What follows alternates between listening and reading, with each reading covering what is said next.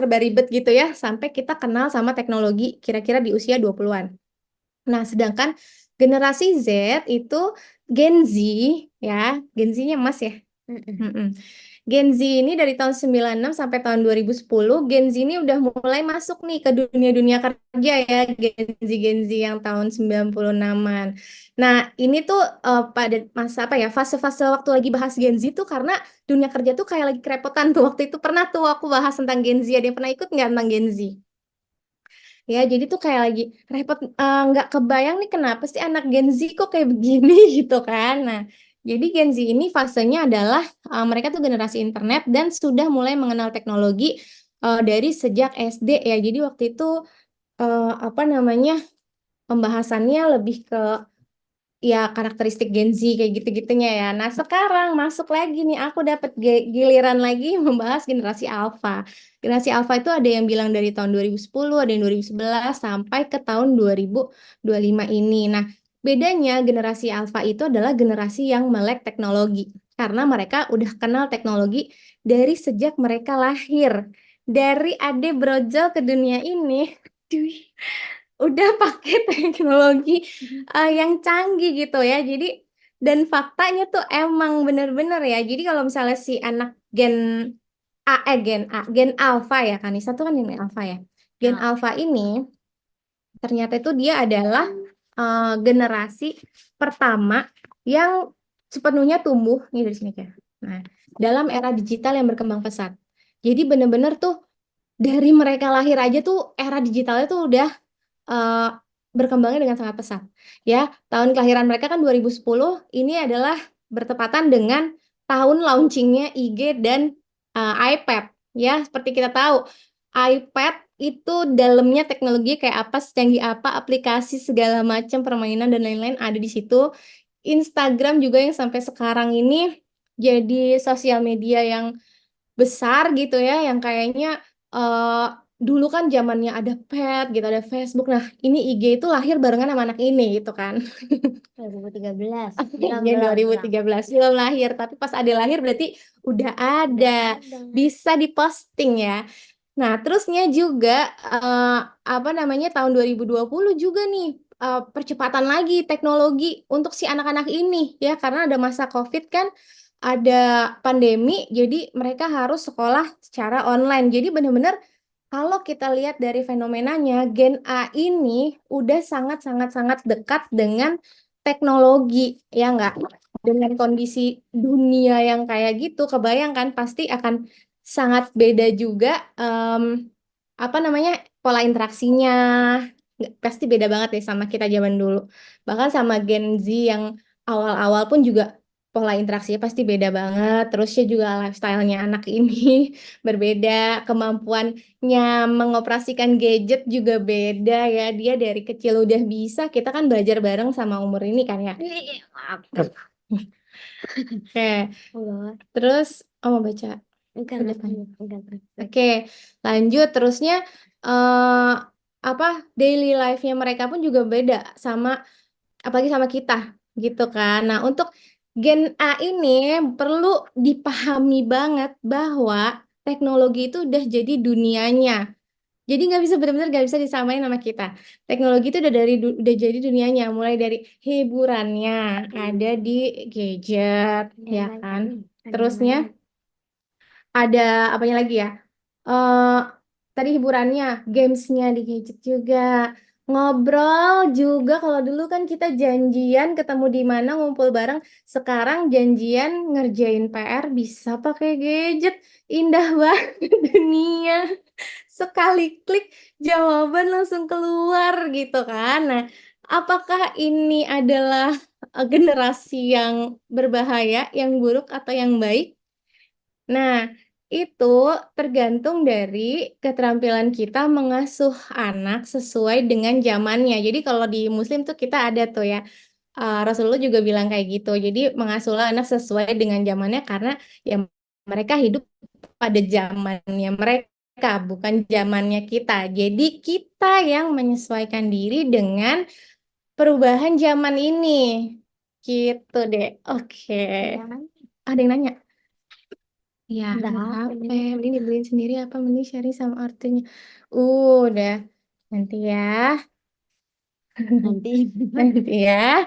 Oke, nah, mari kita tuh kupas lagi lebih dalam ya tentang si Gen A ini ya, anak-anak Gen Alpha ini sebenarnya tuh memiliki ciri-ciri dan memiliki kekuatan ya kalau misalnya eh, dimanfaatkan dengan baik gitu. Mereka apa? Kekuatan. Kekuatan, kamu punya power deh. Kekuatan yang kalau dimanfaatin dengan baik, kalau anak-anak ini dibimbingnya dengan baik, maka tumbuh kembangnya dan kecerdasannya bisa melebihi generasi sebelumnya. Wah, ada bisa bisa bermanfaat untuk dunia lebih baik lagi berarti deh. Oke, apa aja sih? Ya benar, ada plus dan ada minusnya. Tapi jangan salah, karena setiap generasi pun begitu. Ada plus, ada minusnya gitu. Jadi setiap problem pasti ada solusinya. Makanya kita fokusnya ke solusinya aja. Oke. Nah, ciri-cirinya tuh apa sih generasi alfa ya? Yang pasti pintar dengan teknologi ya, karena gimana enggak mereka dari apa ya bersentuhan dengan teknologi itu udah dari sejak lahir ya enggak? Bahkan sampai sekarang nih mungkin mereka lebih cepat kalau misalnya eh, belajar gadget gitu. Lebih ngoprek gitu kan, kayak misalnya Zoom ada apa aja gitu-gitunya kayak bisa kita justru yang nanya ke dia karena lebih cepat belajarnya, lebih paham menggunakan kayak perangkat-perangkat teknologi itu dibandingin sama kita. Nah, ini bisa jadi hal positif kalau misalnya anak-anak ini bisa menggunakan teknologi dengan tepat dan paham bahayanya. Itu akan jadi oke banget kalau misalnya anak-anak ini bisa pakai teknologi ini dengan tepat dan dia juga tahu bahayanya apa. Ya, jadi eh, kalau misalnya nggak bisa menahan diri, resikonya apa? Kalau misalnya teknologi seperti ini bisa dipakai apa untuk lebih bermanfaat? Nah, itu bisa tuh. Nah, tapi jangan salah, kita perlu berbangga anak ini lebih pintar karena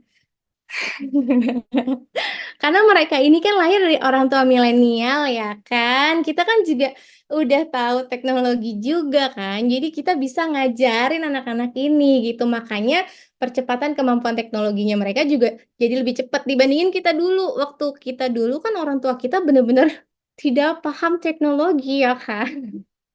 Jadi kita survive mode gitu, nyari tahu sendiri dan lain-lain. Nah, kalau anak ini emang dari kecil udah terpapar dengan knowledge dari kita juga gitu. Nah, kepintarannya ini jadi apa namanya bisa kita turunin nih ke anak gitu.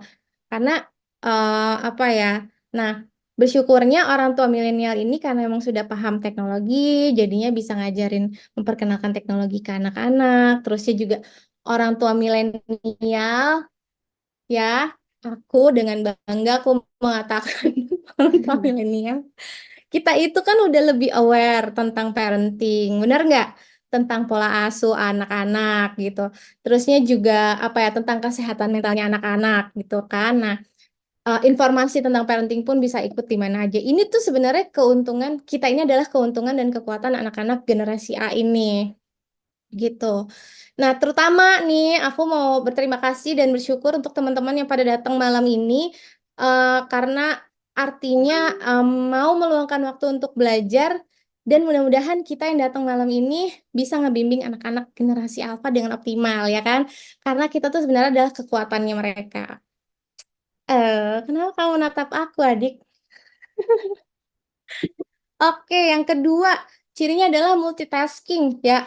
Anak-anak generasi alfa ini memiliki kemampuan untuk melakukan beberapa tugas sekaligus. Pernah nggak, Dek? Hah? Iya, Kayak misalnya lagi di ngerjain. laptop ya. Ha-ha. Kayak ada 2 tab gitu. Iya, Iya. bisa sekaligus. Dua tabnya satu tugas, satu video YouTube. Iya. Ya, ya jadi bisa apa namanya kemampuan untuk mengerjakan dua hal secara bersamaan gitu ya. Saking teknologinya itu udah canggih kan, bisa ngerjain tugas sambil chatting, sambil nonton video juga sekaligus gitu. Nah, hal positifnya ini, multitaskingnya ini bisa menunjukkan apa ya, bahwa anak ini tuh bisa fleksibel gitu ya, bisa fleksibilitasnya tuh dan adaptasi terhadap lingkungan digital yang cepat berubah tuh mereka cukup cepat gitu, cukup mampu gitu. Nah, tapi negatifnya juga ada, jadi gampang terdistraksi juga. Ade boleh minta tolong nggak Ibu aus? Dingin normal. Normal, terima kasih. Kamsahamnida. Seret bun. Oke, lanjut. Iya, anak sekarang malah lebih pintar, bener. Ada resiko. Apakah ada resikonya buat anak generasi alfa? Itu tadi semua pasti ada resikonya ya.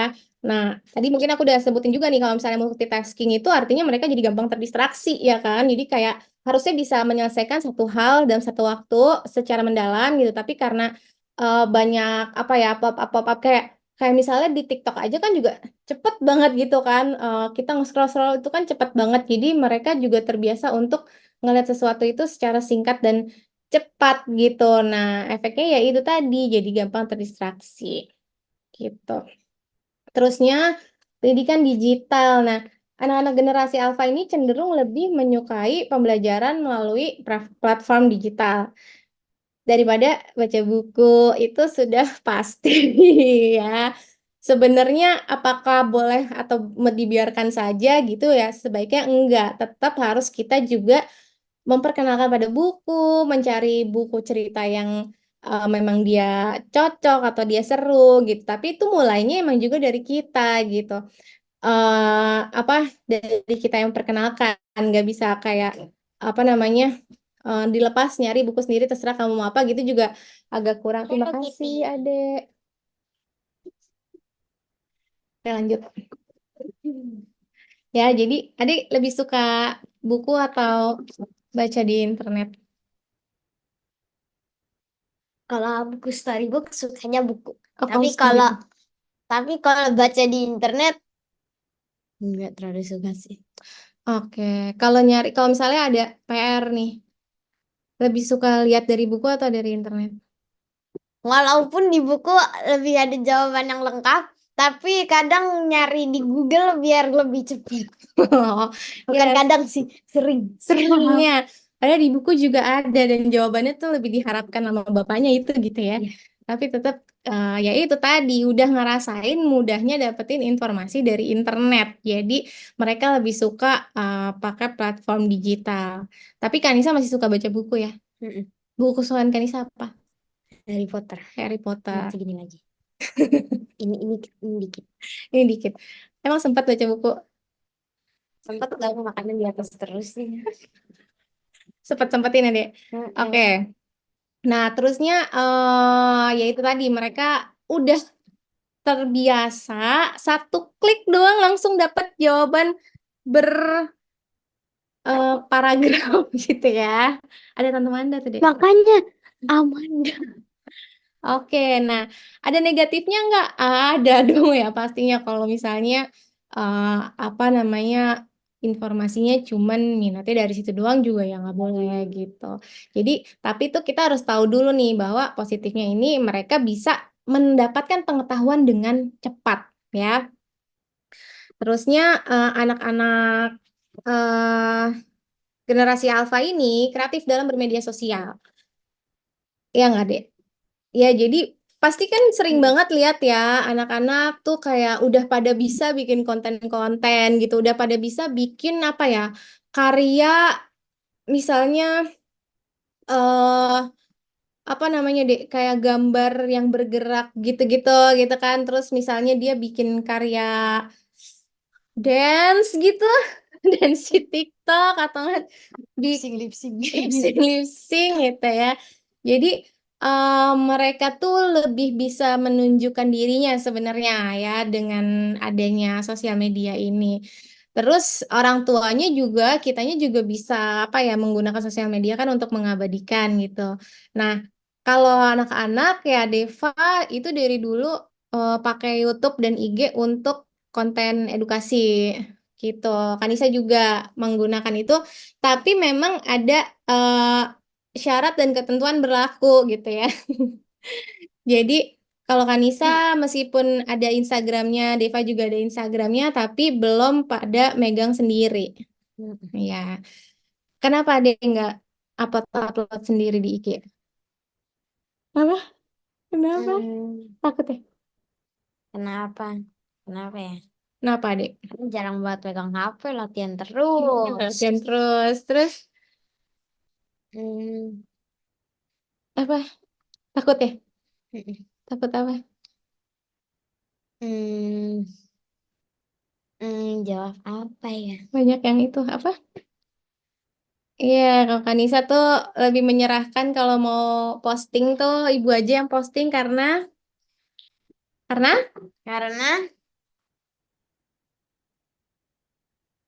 karena hmm, ayo apa, ayo apa.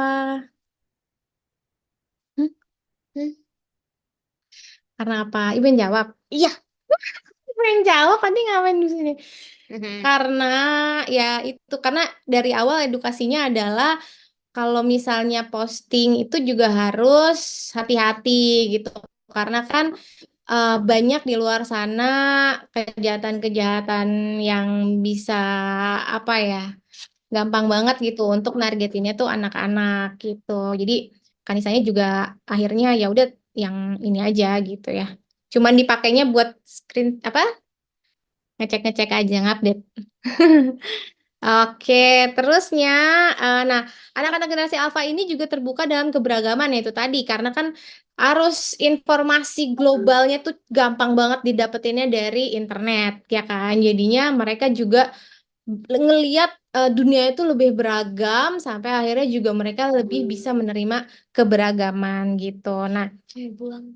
nanti ini aku share di sini pasti begitu aku share ini langsung kayak "Ih, itu kayak semuanya ada resikonya nggak sih gitu kan. Nah, iya emang kalau buat kita tuh rasanya kayak menakutkan tapi sebenarnya kalau buat anak ini kayak ya itulah duniaku gitu ya kan. Itulah yang ya ini kehidupannya tuh ya memang seperti ini gitu karena generasi alfa ini ya bunda-bunda ya ayah mereka itu nggak tahu seperti apa kehidupan sebelum adanya smartphone dan sosial media mereka nggak tahu mereka nggak tahu susahnya kita ngasih apa ya nyari jawaban gitu kan kalau ada soal dari guru harus buka koran gitu ya kita gunting-gunting gitu korannya sampai tangannya ibu hitam-hitam nyariin gitu gak tahu kayak gitu. Jadi ya kehidupan tuh memang berjalannya tuh rasanya cepat gitu kan untuk anak-anak ini. Jadi memang beda zamannya gitu loh sama kita. Kalau kita nggak menyesuaikan, kita justru malah jangan-jangan kitanya kayak ikutan terlena menikmati apa tuh namanya teknologi sosial media, games-games, aplikasi-aplikasi yang banyak banget itu tanpa ada aturan atau pembatasan ke diri kita juga gitu ya ataupun anak. Nah, itu baru jadi resiko. Ini pastinya akan jadi berat banget nih buat anak-anak ini ke depannya. Ya kan? Nah, kondisi serba teknologi ini akan berpengaruh kemana aja sih ke anak ya. Nah, ini nih tantangannya generasi alfa nih. Nih, adik coba ya nanti ya. Apa? Tuh, barusan dibikinin stiker WA sama anakku. Hebat emang anak-anak ya, pada tahuan aja caranya. Lu tahu nggak caranya? Enggak. Oh, udah tahu. Dia tahu, iya. Ada tombol Oke, jadi generasi Alpha ini tantangannya adalah mereka ini anak-anak yang maunya serba instan. Karena teknologi di zaman sekarang itu kan bikin semua hal yang ada tuh jadi kayak serba mudah gitu kan. Nyari tugas sekolah hitungan 1 detik aja udah dapat jawaban. Nyari lagu yang dia suka. Kalau dulu kita mesti nungguin hari Minggu jam berapa gitu ya untuk dengerin lagu anak gitu. Kalau pengen nonton film Shinchan itu cuman ada di hari-hari weekend, ada kayak gitu. Jadi anak sekarang tuh emang semuanya serba instan, beda banget sama kita dulu gitu. Dan pokoknya masih banyak lagi ya kemudahan yang dirasakan sejak mereka masih kecil itu jadi bikin mereka tuh nggak sabaran. Kalau mesti berproses tuh kayak maunya cepet-cepet bisa, ambisinya tinggi ya kan? Karena kan mereka ngelihat standar dari eh, Instagram gitu ya, dari orang lain gitu yang mereka nggak kenal pun itu mereka jadikan kayak standar gitu akhirnya kan. Jadi ambisinya tinggi, tapi mereka nggak sabar gitu. Nah ini PR kita ya. Semuanya yang serba instan ini. PR-nya ibu banyak, adik. Terus juga tantangannya adalah sosialisasi, udah pasti nih, pasti banyak deh yang udah mulai ngerasa kayak, aduh anakku kok kayak main HP mulu, jadi ngomong sama orang tuh takut atau enggak jadi males sosialisasi. Kalau adik gimana? Kalau ada sih masih bisa ngobrol. Ya kalau misalnya ditanya-tanyain tuh lepas HP dulu. Jadi Hmm, pasti megang HP sih. iya, tangannya pasti ada HP. Pasti. Tapi dia udah bisa tahu kapan harus berhenti, kapan harus lihat sekitar gitu. Mm-mm. Oke, good. Ya, kayak gitu ya. Jadi, apa namanya, tantangannya ada juga anak-anak yang mungkin awalnya memang introvert dengan HP tuh jadi kayak lebih bersembunyi lagi gitu. Kayak ini tuh lebih, Iya. apa namanya, nggak perlu interaksi dan justru tapi, apa ya, minatnya untuk ke sekitar kurang, tapi dia lebih terkoneksi dengan ada yang di dunia online itu. Jadi, katanya kan ada menjauhkan yang dekat dan mendekatkan yang jauh gitu ya nggak? Yang tahu nggak deh? Jadi di WhatsApp tuh kan jauh kan, tapi karena kita WhatsAppan terus jadi kan lebih dekat. Tapi orang yang di samping ada malah nggak diajak ngomong gitu. Oke, sampai kapan kita boleh bebasin anak pegang gadget tanpa kita batasin? Sampai kalau aku tetap masih pembatasan sampai SMP, mungkin nanti SMA pun juga udah mulai mereka yang bikin aturan sendiri kalau SMA, tapi sampai SMP ini harus masih ada batasannya dari kita. Gitu. Ya nggak, Dek? Apalagi SD. Apalagi SD, iya. Apalagi SD. Hmm. Oke. Nah, kalau yang udah pasti ini ya bergantung sama gadget. Ya, anak-anak ini pada bergantung sama gadget. Di sini ada nggak anaknya yang masih SD, tapi sekolahnya udah ngebolehin bawa HP? Ada nggak? Aku tidak. Iya, dia nggak Tapi boleh. udah banyak. Ada. Wah, Iya. masih SD loh. Iya, makanya masih SD. Tapi sekarang SD negeri juga boleh ya bawa HP ya? Iya, Teman nanti bisa kan bawa HP? iya pada bawa HP semua. Oke, nah teman-teman Kanisa yang SD itu apa Ini. namanya? Iya, karena pelajarannya Oh. online. Iya, Hah? waktu TK sekarang dia TK? boleh bawa. Wah, sekolahnya sampai Ulangan? tugas presentasi pakai bawa. Wow. Ya, jadi memang udah sebeda itu ya dunianya ya. Nah, kalau misalnya HP-nya dipakein kuota untuk mereka scroll-scroll gitu kan ya agak bahaya sebenarnya ya. Karena kan semua kesenangannya anak-anak tuh ada di HP itu nggak sih? Kayak kesenangan, kenikmatan itu semuanya di genggaman tangan. Jadi kalau misalnya eh jadi gak usah heran kalau misalnya nanti pas lagi anak gak megang HP itu kelihatan gelisah gitu. Atau misalnya jadi lebih galak kalau misalnya diminta untuk berhenti gitu. Karena mereka merasa kayak kebahagiaannya diambil gitu. Ya, jadi iya jadi tantrum. Ada nggak gitu kan? Ada nggak gitu sih? Ya kan? Enggak, dia aman.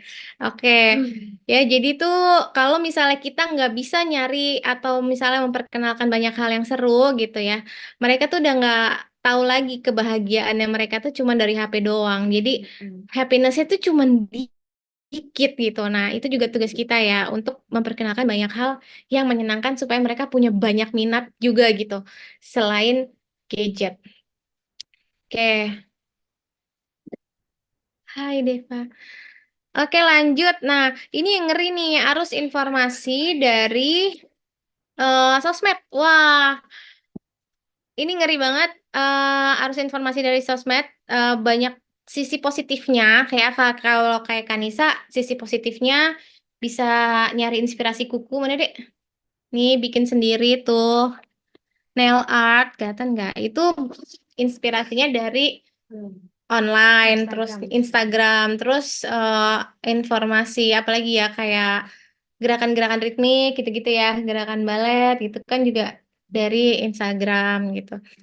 Tapi ada juga resikonya dan juga bisa sangat apa ya banyak negatifnya juga gitu. Jadi anak tuh dengan kapasitas otaknya dengan kemampuannya anak-anak yang masih seumuran ini paling gedenya aja kan hampir sekanisa ya kira-kira umur 13 tahun ya Gen A itu. Itu tuh kemampuannya dalam mencerna atau menerima informasi itu kan juga masih sangat terbatas, masih butuh bantuan dari kita juga kan untuk pemahamannya itu. Nah, mereka tuh beresiko menelan mentah-mentah konten atau informasi yang mereka dapat di sosmed. Padahal tuh misalnya belum tentu benar gitu. Atau enggak mereka dapat info tapi mengartikannya salah.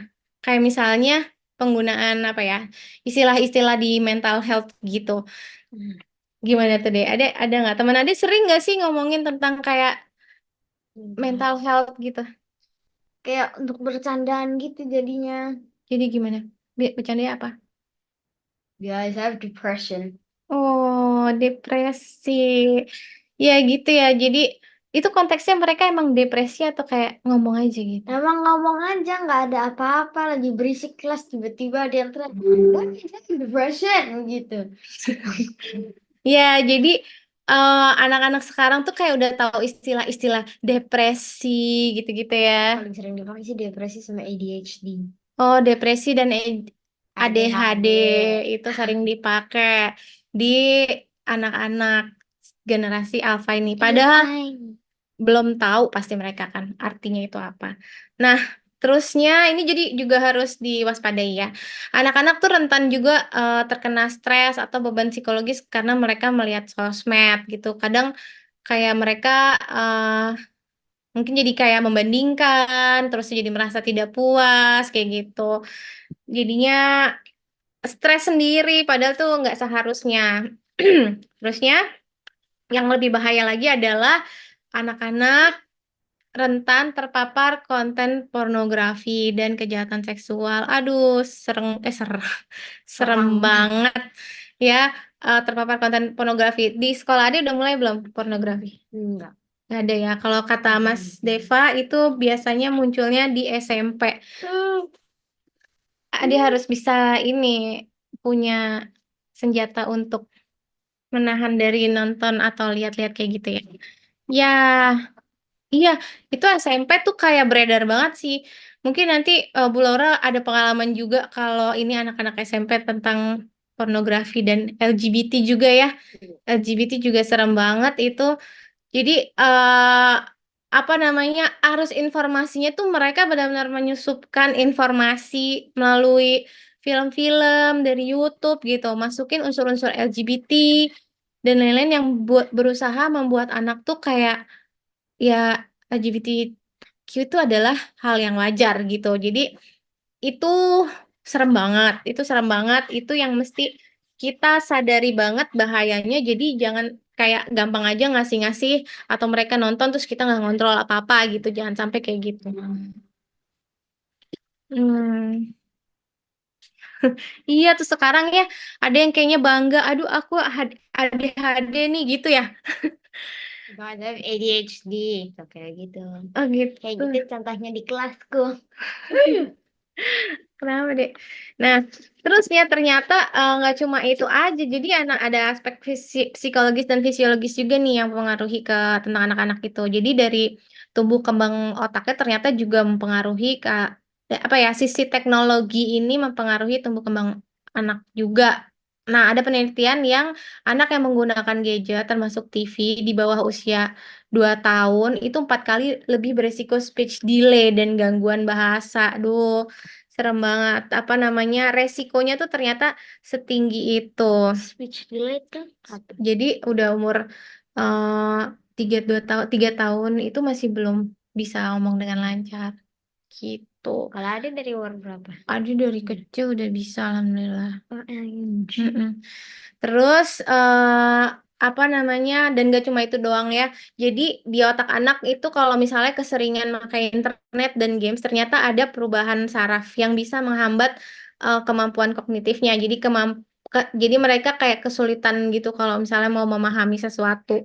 Gitu. Itu akibat dari internet dan games. Jadi masih mau terus-terusan ngasih anak HP. Oke. Nah, terusnya ada gangguan tidur juga, gangguan pola tidur nih gara-gara HP. Karena waktu tidur malah main game, chat atau nonton TV, terkena paparan blue light yang bikin jadi nggak bisa tidur. Teman ada nggak yang kayak gitu? Bisa loh, Bu, di WhatsApp ada jamnya kan, itu ada tulisannya. Bisa jam 12. Ada juga kadang jam 1-an. Jam 1 masih ngechat. Masih. Nah, jadi mungkin di sini buat concern orang tua juga kalau misalnya anak udah punya HP, ada aturannya kali ya. Kalau malam itu HP-nya kita kumpulin semuanya di satu tempat gitu, nggak dibawa ke kamar. Karena ya itu tadi, kalau misalnya kita lepasin begitu aja, ternyata ada anak-anak yang main HP-nya sampai jam 1 pagi ternyata. Gitu. Gimana kalau misalnya mereka browsing terus ketemu sama hal yang salah gitu kan. Nah, itu nanti kita sendiri yang nyesal. Oke, lanjut. Lanjut. Nah, ini juga nih games online nih. Siapa yang anaknya main games terus atau WHO sayang WHO. Nih WHO.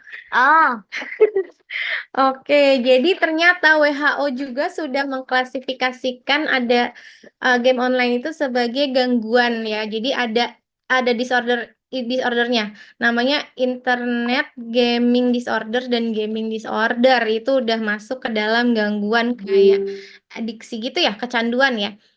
Nah, di penelitian tuh juga ada nih penelitian yang dia main apa remaja menghabiskan 2 jam main games HP yang dengan melibatkan apa ya emosi dan sosialisasi. Jadi mereka itu kayak main 2 jam terus menerus tapi dengan perasaan kayak oh kesel gitu kan kalah terus mungkin gitu dan itu selama setiap hari 2 jam per hari itu bisa menyebabkan anak itu jadi merasa kesepian karena nggak ngerasa punya temen yang di sekitarnya yang bisa diajak ngomong sama mereka jadi agresif juga gitu agresivitas dan mereka sendiri juga jadi menarik diri kayak gitu. Iya, game offline juga benar-benar game offline juga. Jadi intinya iya anakku speech delay. Oh, ada pengalaman yang di HDI anaknya speech delay itu selain terapi terus dibantu sama suplemen. Alhamdulillah bisa. Mudah-mudahan yang anaknya speech delay bisa langsung dibawa ke profesional di terapi sama dibantu suplemen dari HDI. Nanti Bu Laura dia akan ngasih tahu suplemen apa sih yang oke. Oke, sebagai ibu yang mengizinkan anaknya main HP jadi semakin overthinking, Bun. Anaknya usia berapa? Soalnya emang nggak bisa kita memaksakan anak tutup mata jangan main HP. Nggak bisa, karena emang dunianya tuh emang udah dekat dengan teknologi gitu. 4 tahun. Iya, 4 tahun. 4 tahun mah iya, jangan. Dikurangi. Iya. Ya, lanjutkan. Iya, jadi sebenarnya nggak sama sekali, nggak banget sama sekali juga kayaknya kitanya yang agak susah ya kalau misalnya menghentikan anak untuk nggak berkenalan dengan HP. Karena ada fasenya mungkin kita kayak lagi capek, kita lagi butuh diem dulu sejenak gitu, anak kita kasih HP itu nggak apa-apa gitu. Tapi ada juga pembatasannya dari kita. Jangan lupa itu. Sama ya itu stimulasi dari rumah. Oke. Iya, game itu emang didesain untuk itu ya, adiksi. Betul. Jadi teman-teman, di sini Bu Laura tuh juga psikolog ya. Jadi kita dua psikolog +1 narsum anak Gen Z. Ah? Salah Gen A, maaf. Oke, nah di sini eh ada juga nih fenomena-fenomenanya nih yang kayak apa ya perlu diketahui oleh kita sebagai orang tua. Tunggu ini yang Ya, fenomenanya. Jadi nggak cuma problem yang tadi itu tantangannya, tapi juga ini aku justru dapetnya dari Deva. Jadi ada istilah-istilah yang harus kita tahu terkait gen A ini, generasi alpha ini. Ya, jadi waktu itu eh waktu pas lagi mau bikin materi ini, aku diskusi sama anakku yang pertama. Deva, ibu mau bikin materi tentang generasi alpha. Apa yang harus ibu share supaya orang tua itu bisa terinfo tentang generasi alpha gitu ya, dapat info yang bagus tentang generasi alpha. Terus dia langsung nyampein, Bu, ada fenomena ini gitu. Ada 5 hal. apa itu? Nah, ada 5 hal ini. Apa aja kah itu? Yang pertama adalah brain rot. Ada yang udah pernah dengar belum? Belum. Belum. Iya, belum. Jadi ada istilah namanya brain rot. di generasi Gen A, jadi Deva ini kan Gen Z tapi pengamat Gen A gitu ya. Nah, dia ini bilang di Gen A itu mereka itu ada istilahnya brain rot. Ini adalah frase yang digunakan untuk mendeskripsikan konten yang dianggap bernilai rendah dan tidak edukatif. Jadi kayak meme internet, meme apa hal-hal yang negatif. Jadi sebenarnya brain rot itu adalah apa ya? Otak yang rusak gitu kan ya. Otak yang rusak akibat keseringan scrolling dan melihat konten-konten yang tidak edukatif gitu. Nah, sampai akhirnya si brain rot ini sendiri dijadikan meme oleh si generasi alpha ini gitu. Brain rot. Iya, kalau Brain rot apa tuh? brain rotnya itu sendiri adalah bahasa gaul yang digunakan untuk menjelaskan opini yang nggak bermakna. Jadi kayak misalnya apa ya? Contohnya ini, misalnya salah satu contohnya brain rot itu dalam perilaku adalah kalau misalnya anak berulang kali terpapar konten tertentu sampai tuh nempel banget di otaknya anak ini dan mulai mengasosiasikan hal ini dengan hal lain dengan hal yang ada di otaknya dia ini yang nempel banget gitu. Kayak misalnya nih, anak terus-menerus nontonin lagu atau meme yang tahu nggak Skibidi Toilet itu yang lagi happening. Kenapa deh? Kan ada fotonya loh, siap-siap ya. Oke, jadi anak misalnya terus-menerus nonton itu gitu ya, Skibidi Toilet sampai nempel dan berperilaku serupa. Iya, emang serem banget. Iya, sampai berperilaku serupa dalam kehidupan sehari-hari gitu. Nah, ada juga yang sampai menjadikan kata skibidi itu adalah sebagai kalimat baru gitu. Wah, muridku jadi aneh gara-gara nonton itu. Ya, jadi memang apa namanya ada fenomena si skibidi itu memang iya. Ternyata series. Iya, ternyata itu film series. Jadi, kalau si meme-nya ini sendiri ya, meme-nya ini sendiri kan sebenarnya nggak salah ya. Meme itu kan kayak sesuatu yang menghibur gitu. Nah, yang salah itu kalau misalnya si anak ini hanya fokus ke satu hal meme yang kayak diulang terus-menerus gitu kan. Biasanya kan kalau kita nonton satu terus kayak akan ke apa namanya algoritmanya akan ngasih lagi hal yang mirip-mirip serupa gitu kan. Iya, nah itu bisa jadi mengubah perilaku. Nah, itulah brain rot gitu. Terus eh tapi itu juga jadi ada juga yang ini nih, yang ini nih, yang digambar ini nih. Mas nih. Nah, ini juga nih, ini brain rot juga sebutannya disebut sama si Gen Z dalam arti yang baru, Gen A dalam arti yang baru. Iya, boleh cari tahu. Oke, nah ini eh sebenarnya kan ada orang yang posting foto buku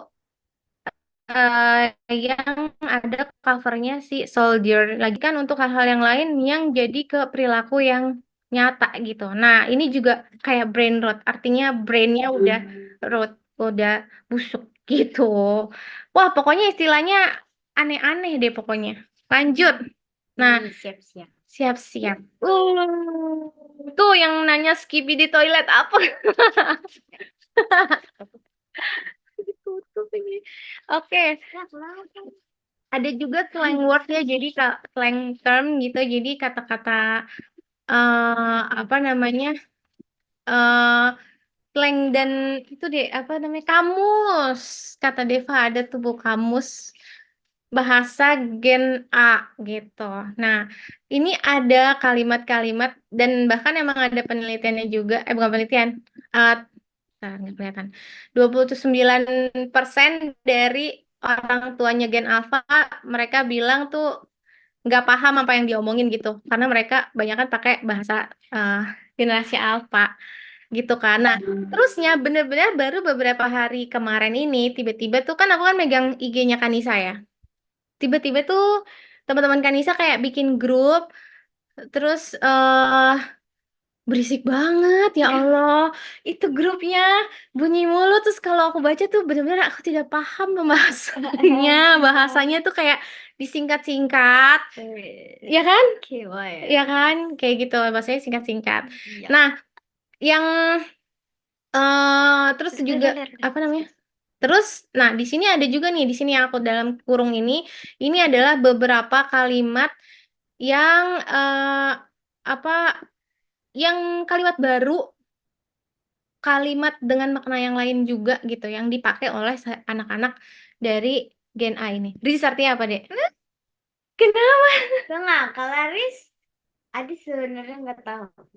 Belum pernah dengar. Kalau di itu di TikTok pernah lihat. Dengar.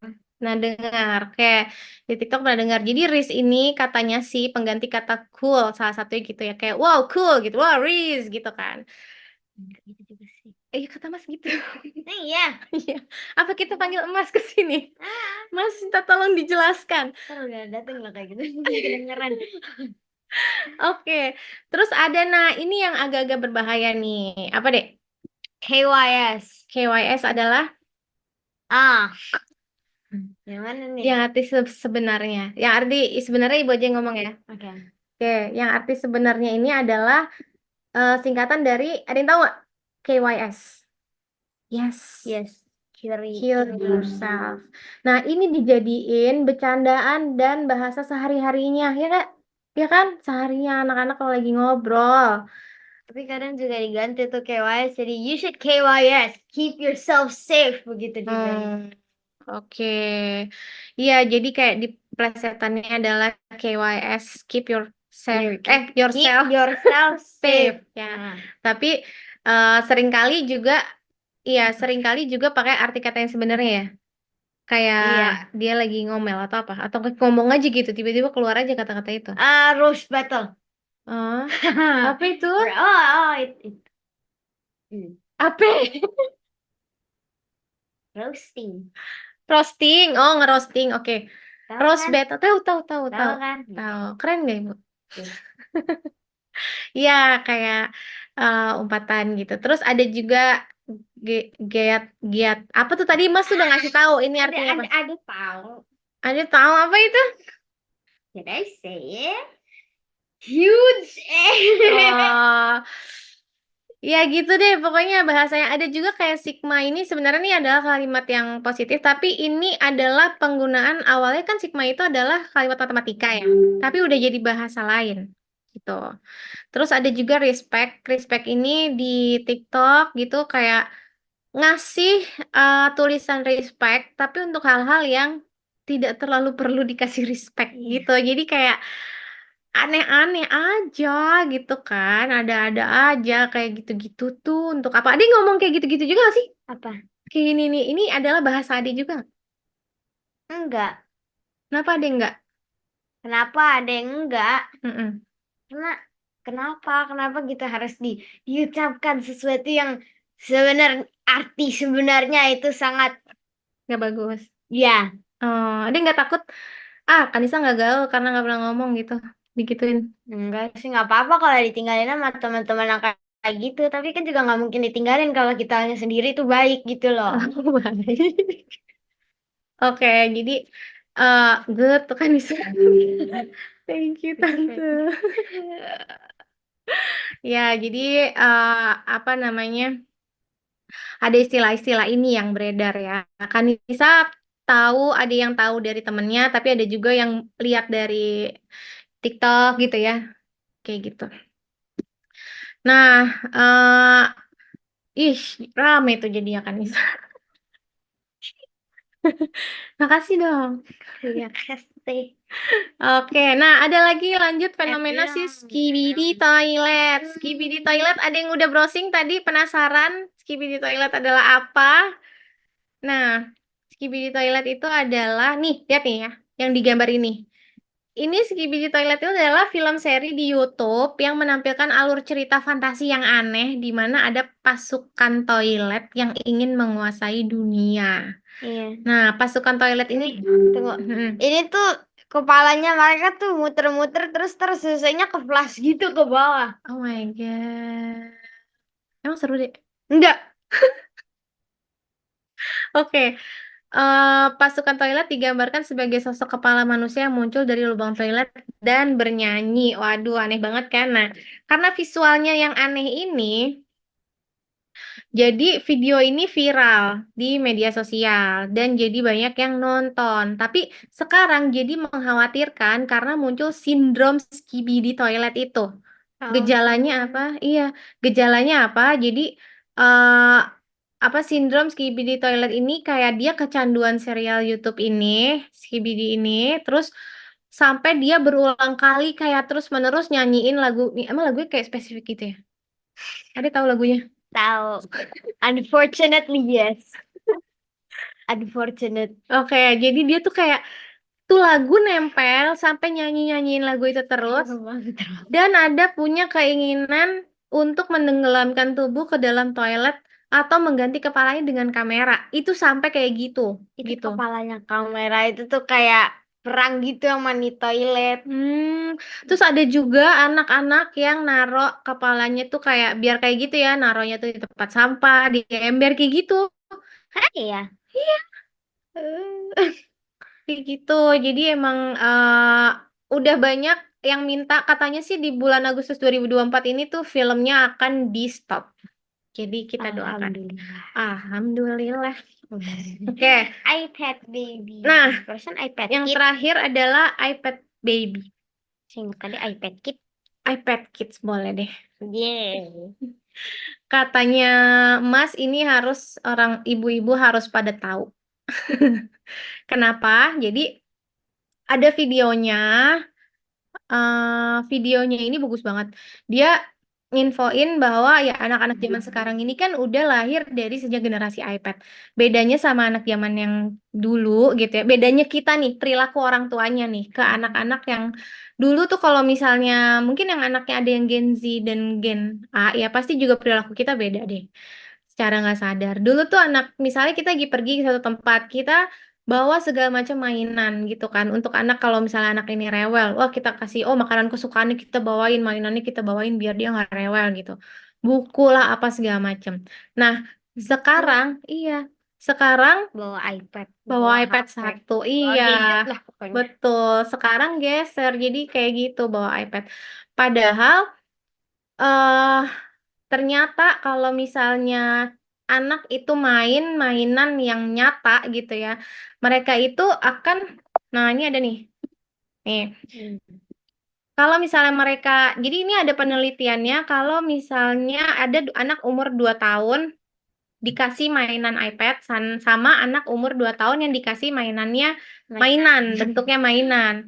Nah, Mainan. mainan yang bentuk mainan. Ya, ternyata kalau anak yang dikasih iPad di umur 2 tahun itu, dia ini semua anak nih, semua yang dikasih mainan iPad ternyata dia inovatifnya nggak ada gitu. Karena dalam iPad itu kan ya udah bentuknya tuh cuman ngikutin apa yang arahan dari gamesnya itu gitu kan. Inovatifnya nggak ada. Inovatif nggak ada problem solvingnya mungkin ada tuh problem solvingnya ada tapi nggak ada inovatifnya gitu dibandingin sama anak-anak yang main dengan mainan yang sebenarnya. Jadi bayangin nih kalau misalnya kita main mainan yang sebenarnya anak-anak misalnya dikasih tiga tiga tumpuk ini blocks gitu ya tiga tumpuk. Awalnya mereka mungkin akan mainnya ditumpuk-tumpuk. Nanti lama-lama mereka explore lagi kan. Oh, mereka mengasosiasikan, oh ini adalah benteng. Oh, ini adalah panggung. Mereka ngambil mainan ini orang-orangan terus mereka nyanyi gitu. Itu kan jadinya inovatif kan. Mereka menggabungkan hal yang baru gitu ke dalam yang udah ada kayak gitu kan. Kreatif inovatifnya itu akan muncul. Tapi kalau misalnya iPad ya udah begitu aja kayak gitu. Nah, jadi jadi kayak gitu apa eh, emang lebih baik kalaupun misalnya mau mainin iPad mau ngasih sebenarnya aku nggak ngelarang kayak bener-bener udah nggak usah dikasih gadget sama sekali gitu nggak bisa juga karena ya itu tadi ya mereka kan harus juga ngikutin perkembangan zamannya gitu tapi ya yang harus lakukan ya itu memang banyak hal yang harus kita lakukan gitu untuk nah apa aja yang harus kita lakukan. Oh ini ya lagunya. Ini ya deh. Skibidi dap dap. Oh ibu-ibu yang komen pada nonton nih. Nontonin anaknya nonton. Nontonin anaknya nonton. Iya. Oke. Lanjut, parenting untuk Gen A itu jadi gimana? Karena setiap generasi kan pasti punya problem masing-masing. Nah, sekarang kita fokus deh. Kalau kita pretelin lagi gitu ya, lebih dalam itu kayak nggak akan ada habisnya. Kepanikan kita, ketakutan kita nggak akan ada habisnya gitu. Tapi apa sih yang bisa kita lakuin nih untuk anak-anak? Nah, sebenarnya sebelum aku share materi yang ini juga pasti udah mulai kebayang, oh ternyata bahaya seperti itu, oh ternyata resiko seperti itu. Jadi pasti di kepala setiap orang tua yang datang pada malam ini sebelum aku share yang slide yang ini pasti udah tahu kayaknya, oh aku ternyata harus gini, aku harus gitu, bener nggak? Ya kan? Nah, apa sih yang perlu kita lakuin? Ini secara sebenarnya banyak ya, banyak yang perlu kita lakukan ya. Bun, semangat Bun. Oke. Kalau aku saranin untuk pola asuh kepada anak Gen A ini adalah pola asuh yang otoritatif. Mungkin nanti bisa di browsing, ada pola asuh otoriter, ada neglect, ada otoritatif. Sebenarnya pola asuh tuh banyak gitu ya, tapi aku mau rekomendasikan untuk yang otoritatif ini. Jadi otoritatif ini mereka orang tua yang menyadari bahwa komunikasi terhadap anak itu sangat penting. Jadi akan mengusahakan untuk komunikasi dengan anak. Terusnya mereka orang tua yang memiliki batasan-batasan yang jelas. Batasan yang boleh, yang mana, yang nggak boleh, yang apa gitu ya. Nggak, bukan batasan yang kayak hari ini lagi baik nih, aku lagi baik ya boleh deh. Besok kalau aku lagi nggak suka, anakku nggak boleh gitu ya. Itu kan nggak jelas, anak jadi bingung batasan. Kayak gitu. Terusnya orang tua yang otoritatif ini juga bisa bikin anak merasa aman untuk menceritakan dan menyampaikan isi pikirannya dan perasaannya dan bisa ada terjadi diskusi di dalamnya. Jadi aku saranin coba perdalam eh apa pola parenting yang ini. Terusnya yang kedua, ini penting banget, banget, banget, banget adalah menanamkan norma agama sejak dini. Gitu. Jadi norma agama ini penting banget ilmu agama yang baik. Kalau ke anak-anak aku coba selalu bilang kalau misalnya lagi dalam dua pilihan yang bingung, yang sulit, satu misalnya temen yang ngajak main gitu atau temen ngajak yang nggak bener atau yang satu misalnya lagi pengen di rumah aja kalau lagi bingung pokoknya pilih aja mana yang paling disukain sama Allah gitu jadi mungkin itu bisa juga jadi salah satu eh, cara untuk membuat apa ya penjagaan pada mereka tapi yang pasti ini ilmu agama itu bisa membantu mereka membentengi diri dengan baik gitu. Kalau misalnya kita ngerasa aduh tapi ilmu agamaku juga masih minim ya nggak apa-apa belajar bareng-bareng sama anak.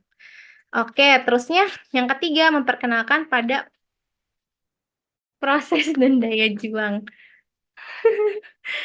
Nah, ini nih eh, kalau anak-anak sekarang kan tadi kan instan ya, serba maunya cepat. Mereka jadi nggak terlalu sabar gitu dengan satu proses. Jadi aku saranin untuk ikutin aktivitas apapun, misalnya les gitu ya, yang terkait dengan skill.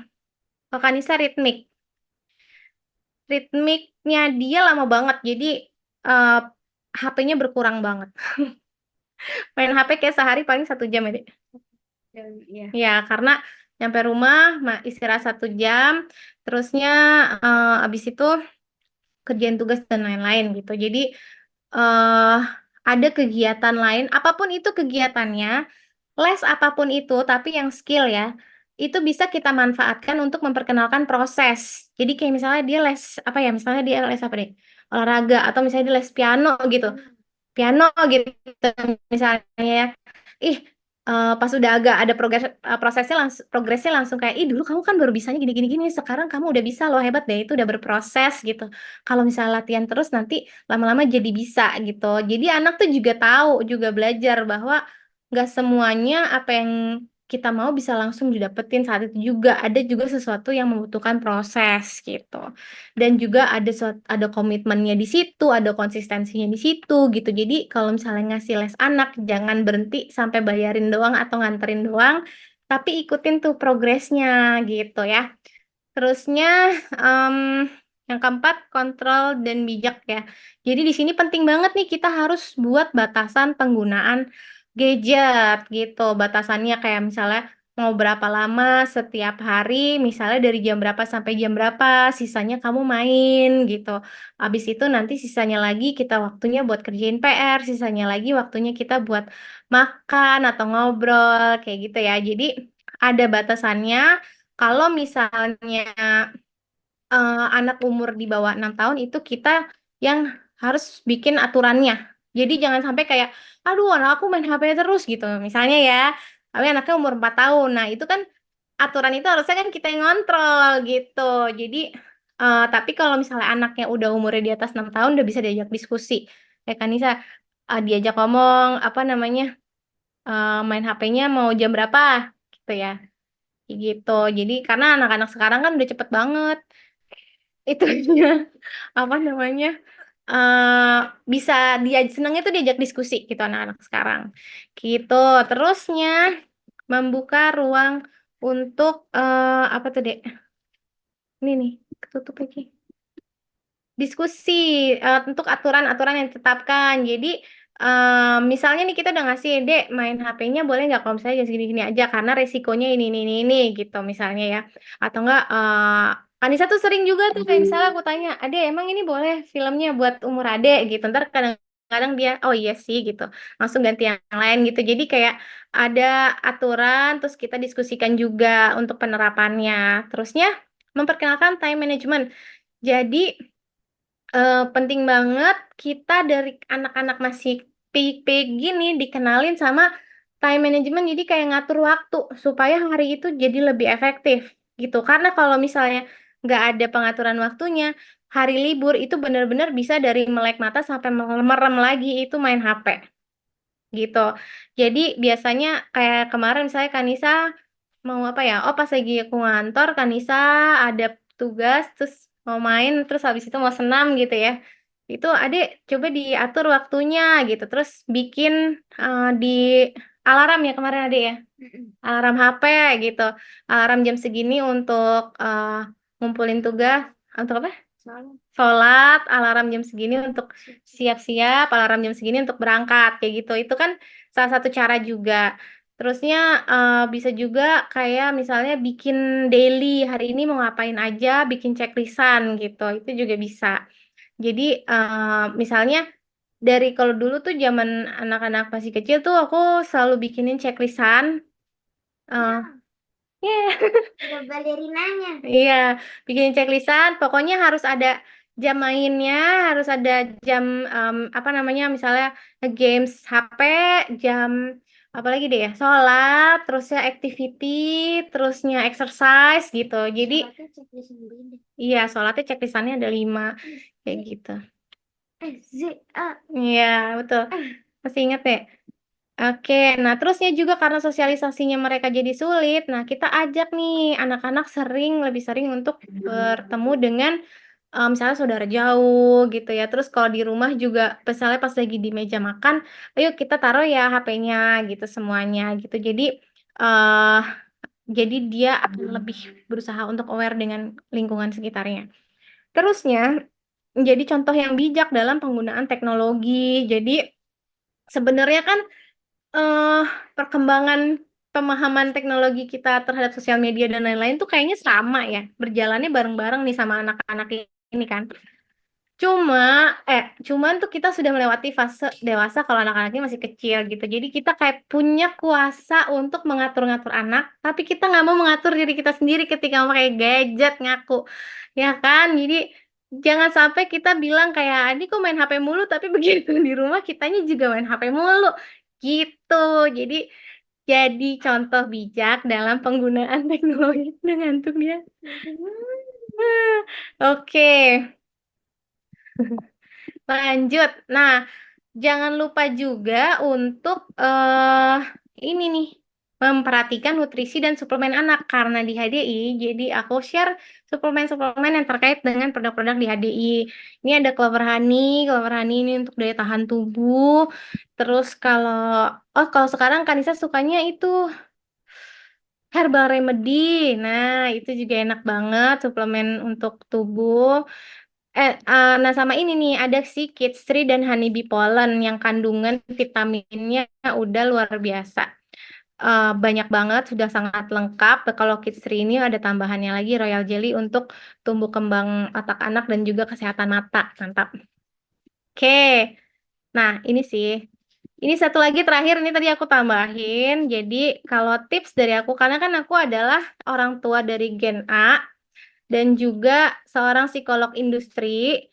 Jadi, kemarin tuh sempat ngobrol sama anak-anak kayak, jadi untuk Gen A, kira-kira tipsnya apa nih mempersiapkan masa depan anak gitu. Karena sebagai psikolog industri yang bertahun-tahun megang di rekrutmen, ujung-ujungnya tuh sama aja. Setiap anak itu, setiap yang aku interview itu perusahaan besar pasti akan mengambil anak-anak yang inovatif, ya kan? Artinya kita harus dari sekarang ini memberikan banyak kegiatan-kegiatan yang meningkatkan kreativitas anak, gitu. Terusnya anak-anak yang punya daya juang yang bagus. Nah, dan apa ya, berusaha untuk memberikan yang terbaik, kayak gitu. Terusnya anak-anak yang punya kemampuan planning dan organizing yang bagus. Jadi time management tadi dari kecil gini diusahain dikenalin ke anak-anak supaya nanti pas lagi besarnya kan mereka pas kuliah tugas banyak, pas di kantor kerjaan banyak. Meskipun mungkin nanti masa fasenya dia Kanisa kayak Kanisa gini kerjanya mungkin ada yang kayak apa tuh ya work from home gitu mungkin lebih banyak gitu. Tapi tetap perusahaan pasti akan justru yang nyarinya yang benar-benar anaknya ini planning and organizing-nya itu oke. Karena kalau enggak, apalagi kalau kerja di kantor masih ada kontrol ya. Kalau di rumah kan nggak ada kontrol, jadi mereka harus bisa mengontrol dirinya sendiri. Terusnya practical life skills itu harus diajarin ke anak-anak ya. Selain untuk motorik juga untuk apa ya, membantu tumbuh kembangnya anak-anak juga. Kayak misalnya gantian nyuci piring gitu, gantian masak nasi, kayak gitu tuh harus diajarin. Terusnya dibiasakan untuk mengerjakan sampai tuntas, satu rangkaian itu tuntas, karena anak-anak sekarang kan banyak yang terdistraksi itu tadi ya, ambil makan sampai cuci piring sampai taruh lagi di tempatnya tuntas gitu. Terus habis itu kitanya sebagai orang tua juga harus selalu up to date dan share tentang hal-hal terkini. Nah, itulah mudah-mudahan pada akhirnya dengan segala resikonya kita bisa tetap fokus nih untuk menumbuhkan ini semua di pada masa apa ya anak-anak Gen A ini. Oke, sekian Ibu Laura dari saya dan Kanisa. Wow, lengkap banget. Terima kasih banyak Bu Rati. Terima kasih banyak Kanisha sharingnya. Insight-nya banyak banget ya. Dan kalau kita lihat di kolom chat ya, ramenya luar biasa. Jadi sebelum kita masuk sesi tanya jawab, supaya Bu Rati juga bisa lebih punya waktu untuk mempersiapkan, mencek mana pertanyaan-pertanyaannya, mana yang mungkin dari segi waktu nggak bisa semua juga ya Bu ya. Jadi nanti dipilih aja mana pertanyaan-pertanyaan yang memang sempat untuk dijawab. Silahkan Bu Rati baca dulu pertanyaan-pertanyaan yang masuk. Dan saya mau melanjutkan sharing lagi tentang produk-produk HDI ya. Kalau tadi kan saya sharing tentang perusahaannya. Sekarang saya mau sharing tentang produk-produk HDI dan juga tentang apa sih benefitnya kalau kita join dalam komunitas HDI ini? Gitu. Oke, saya share screen dulu ya. Bentar. Oke.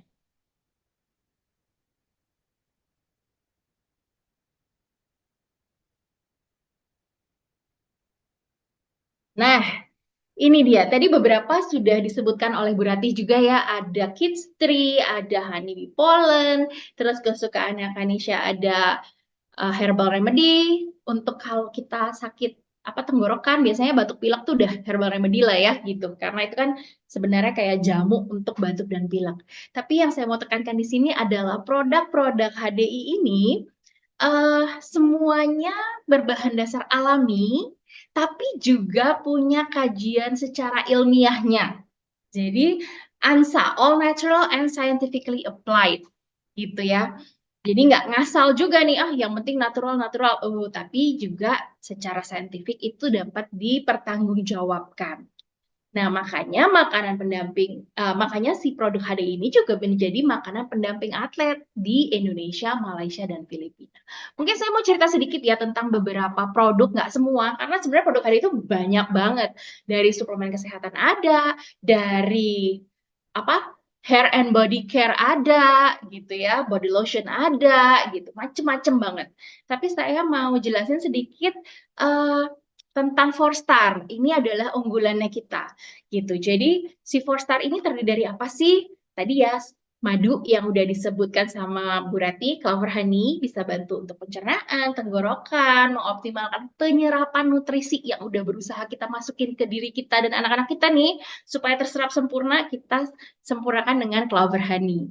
Nah, tadi disebutkan ada Kids Tree yang mengandung ada bee pollen, royal jelly, dan propolis. Nah, ini tuh buat apa sih gitu ya? Sebenarnya kita tuh punya produk yang terpisah-pisah untuk bee pollen, royal jelly, dan propolis ini. Jadi bee pollen ini dia punya kandungan nutrisi yang sangat lengkap, termasuk vitamin-vitamin dan mineral yang berfungsi untuk perkembangan otak kita, perkembangan otak anak terutama. Jadi dia bisa untuk meningkatkan konsentrasi, meningkatkan daya ingat, gitu. Nah, makanya penting untuk kita konsumsi bee pollen ini untuk nutrisi pelengkap harian kita lah ya, gitu. Dan juga bisa untuk jaga stamina. Kalau untuk remaja dan dewasa ada yang namanya polenergi. Kalau untuk anak-anak pakainya honey bee pollen, gitu. Dan royal jelly kalau untuk dewasa bisa untuk regenerasi sel, menormalkan sistem hormon. Nah, anak Gen A ini kan juga yang akhir-akhir tuh udah mulai mau masuk ya ke masa-masa pra-remaja di mana hormonal mereka akan naik turun. Jadi membantu sekali kalau kita kenalkan dia dengan yang namanya royal jelly. Terus ada juga bee propolis atau propoelix. Nah, ini untuk menjaga imunitas tubuh kita. Saat ini propoelix lagi promo loh. Nanti coba ya cek sama yang ngundang, coba tanya promo propoelixnya apa. Nah, 3 ini untuk memudahkan anak-anak ada di dalam Kids Tree. Jadi kalau Bapak Ibu mau langsung pesan Kids Tree, udah langsung ada 3-tiganya. Bahkan plus ada vitamin C alami yang terbuat dari rose hips. Gitu ya Bapak Ibu ya. Saya nggak punya waktu untuk jelasin banyak-banyak gitu. Nggak memungkinkan waktunya. Nah, selain tadi suplemen-suplemen, kita juga punya rangkaian produk kecantikan. Nah, kiblatnya biasanya Korea ya, yang glowing-glowing gitu. Nah, produk kita, Biskin, ini dibuat di Korea. Keunggulannya apa sih? Dia mengandung 6 core antioksidan. Jadi bisa menangkal berbagai radikal bebas ya, gitu. Dan tidak mengandung 14 bahan kimia berbahaya. Nah, ini ada es krim, lagi promo juga Bapak Ibu, jangan dilewatkan, oke? Nah, untuk Bapak Ibu yang ingin mengetahui lebih banyak lagi tentang produk HDI, Anda dapat melihatnya di katalog digital dalam IKIT, bisa dilihat di HDI One, HDI Learn, dan jika ingin lebih detail lagi, Anda bisa mengikuti sesi kelas, ada namanya Be Product Knowledge, ada juga Be Skin Product Knowledge, ini bisa online, via Zoom, atau ada juga yang onsite. Jadi diadakan juga di kantor-kantor HDI. Bisa dicek ya kantor HDI terdekat, lagi ada training apa. Nah, di situ kita bahkan bisa lebih, bertanya lebih banyak ya, gitu, sekalian konsultasi, gitu. Tentunya kalau masih ada pertanyaan, silakan ya langsung diketik di kolom chat, nanti Bu Ratih akan baca dan berusaha menjawab pertanyaan-pertanyaannya. Nah, sekarang saya mau tanya nih, di sini adakah yang belum punya kartu diskon member HDI atau belum login di akun HDI? Jika ada, Bapak Ibu bisa langsung menghubungi rekan yang mengundang Anda pada hari ini untuk langsung minta dibuatin akunnya sekarang. Kenapa? Karena gini, ketika kita jadi member nih, kita berhak untuk beli di kantor resmi atau melalui aplikasi yang namanya HDI Store. Di situ kita bisa dapat jaminan kualitas produk yang baik. Jadi kita nggak khawatir rugi gitu. Tadinya mikirnya, ini kayak lebih murah nih gitu, tapi rugi karena ternyata dapetnya palsu. Atau stoknya lama, jadi mungkin penyimpanannya bisa juga nggak tepat gitu. Yang menyebabkan kualitas produknya menurun. Nah, kalau kita beli di kantor resmi, bahkan kita bisa dapat garansi, Bapak Ibu. Penukaran produk kalau produk yang kita terima ini mengalami kerusakan. Nah, siapa di sini yang suka dapat special price seperti saya? Anda bisa langsung dapat tiap bulan tuh suka ada promo khusus lagi loh, promo-promo menarik. Lumayan ya. Nah, sekarang ini ada benefit tambahan loh, ini namanya ini nih, HDI Nektar. Nah, itu apa? Itu adalah voucher cashback. Nah, voucher cashback ini bisa Anda kumpulkan dan langsung masuk ke akun HDI Anda. Jadi hanya Anda yang bisa mengaksesnya, nggak bisa dititip-titip kalau yang HDI Nektar ini. Jadi kalau Anda mau mengumpulkan voucher cashback, Anda memang harus login sendiri. Login memiliki akun HDI. Untuk lebih jelasnya silakan tanyakan kepada rekan yang mengundang Anda ya. Nah, selain itu, untuk Anda yang senang berbagi, peduli dengan orang-orang kurang mampu, perusahaan itu juga punya loh program namanya HDI Peduli, di mana Anda bisa terlibat langsung di dalamnya. Seperti kayak misalnya kita kemarin ini ada program berbagi ke panti asuhan dan lain sebagainya. Jadi sedemikian banyak manfaat dan keuntungan ini langsung bisa Anda dapatkan dengan mendaftarkan diri Anda atau login gitu ya untuk dapetin akun di HDI. Nggak ada kewajiban apa-apa Bapak Ibu. Hanya perlu upload foto KTP, email, nomor HP, diverifikasi dan selesai. Langsung bisa dapat semua benefit ini. Nah, biaya registrasinya ini ada Rp50.000, itu kalau Anda langsung daftar di kantor HDI. Nah, khusus untuk Anda yang hadir pada sesi HE Game hari ini, silakan langsung hubungin orang yang menghubungi Anda untuk mendapatkan free membership. Nah, menarik ya? Oke, sekarang saya mau bertanya lagi nih. Kalau saya spill bahwa ketika Anda sudah memiliki akun HDI, Anda bisa loh mendapatkan produk-produk HDI yang berkualitas ini secara gratis. Mau aja atau mau banget. Atau, sorry ya Lor, saya sultan, alergi sama yang gratisan. Nah, khusus untuk Anda yang jawabnya mau aja atau mau banget, saya akan spill ya caranya. Caranya itu adalah sharing, Bapak Ibu. Jadi senangnya ya di Indonesia nih budaya sharing itu kental banget. Kita makan di restoran, enak, kita share sama teman. Ketemu baju modelnya lucu, kita share ke teman-teman, keluarga, follower di sosmed, ya nggak sih? Itu kayak udah budaya kita banget gitu. Nah, kalau Anda merasa cocok nih, misalnya dengan Clover Honey, atau terbantu banget nih dengan Herbal Remedy, atau botaknya berkurang kayaknya ya pakai ini serum dari HDI, share ke keluarga Anda, share ke teman-teman Anda. Karena ketika Anda sharing, jadi Anda pakai nih, Anda merasakan manfaatnya, Anda sharing, rekan Anda juga membeli produk tersebut, maka HDI akan memberikan ucapan terima kasih kepada Anda karena sudah jadi bintang iklannya gitu ya. Jadi Anda cerita, sharing itu nggak gratisan Bapak Ibu. Bisa Anda mendapatkan komisi sebesar ini nih, 10-15% dari harga member ke member baru. Lumayan ya rekan-rekan ya. Kalau kita sharing makin banyak, tentunya cuannya juga makin banyak, ya enggak? Nah, untuk yang mau mendapatkan cuan yang maksimal banget nih, semua benefit HDI secara maksimal, ada lagi caranya Bapak Ibu, yaitu dengan memanfaatkan hak kita sebagai networker atau distributor. Jadi, komisi penjualannya 5% dari omset grup. Nah, di sini kita nggak sharing sendirian ya, berarti kan grup ya, jadi kita bersama-sama nih. Loh, komisi 5% kok dibilang cuan maksimal, Lor? Gimana sih gitu? Halu ya gitu. Memang kelihatannya kecil Bapak Ibu, tapi sebenarnya punya potensi yang sangat besar. Yang membuat kita bahkan bisa dapat produk gratis tiap bulan.